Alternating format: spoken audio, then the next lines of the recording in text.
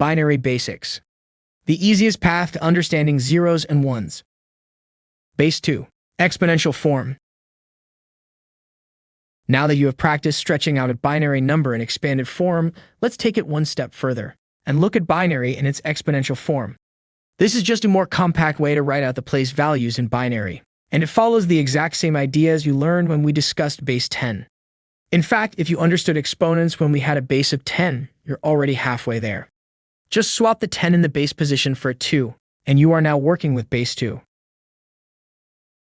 Before we go any further, I want to make sure everyone's comfortable with exponents as they apply to base 2. You may remember from our earlier lesson that an exponent is simply a shortcut for repeated multiplication. So if you see 2 to the power of 3, all that means is you are multiplying 2 by itself 3 times. In other words, 2 times 2 times 2. This is no different from how we handled exponents in decimal, except that our base has changed to a 2 instead of a 10. The exponent tells you how many times to use the base as a factor. Once you're comfortable with this pattern, all those powers of 2 that show up in binary will start to look a lot more familiar.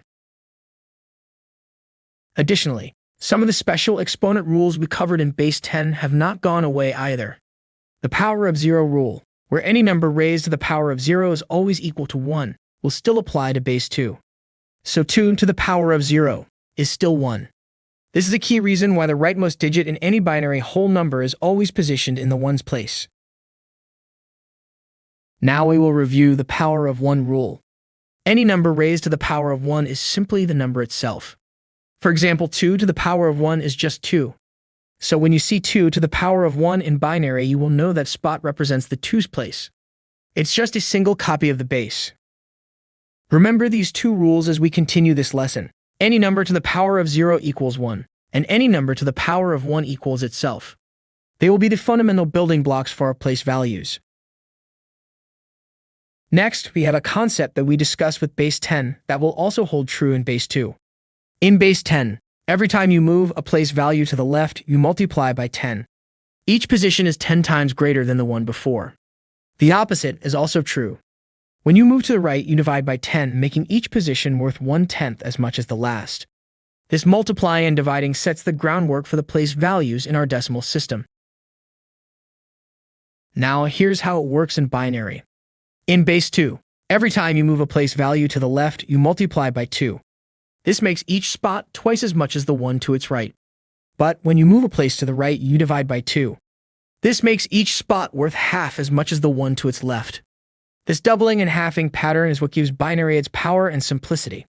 Even though the numbers look different, the rules for exponents and place value are really the same as what you already learned with base 10, just using a base of 2 instead. This pattern of doubling and halving helps anchor the whole binary place value system and gives you a consistent starting point, whether you're moving left to right or right to left. And once you master this pattern, working with binary will feel a lot less mysterious. Now for one last visual, we will use exponential form to break down a binary number together. But this time, I will challenge you to visualize the decimal values for each bit in your head. Take the binary number 11001. The leftmost 1 sits in the 2 to the power of 4's place, which is just the 16's place. So that 1 is worth 16 when converted to decimal.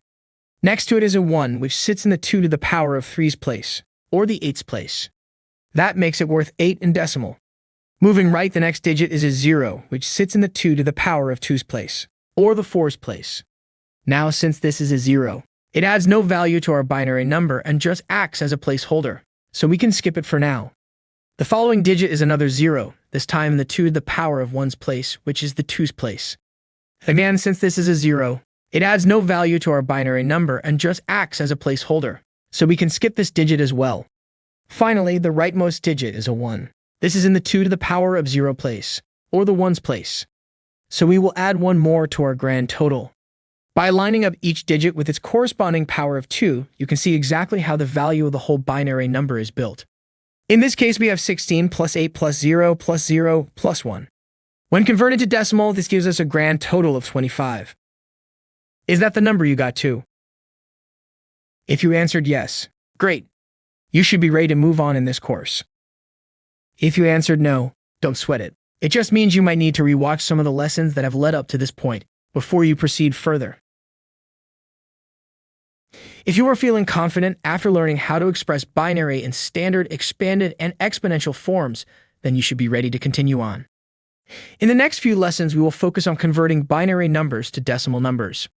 With a solid understanding of why computers use binary, how numbering systems work, and how to dissect base 10 and base 2 numbers, number conversions should be easy. After all, moving from binary to decimal is just simple math.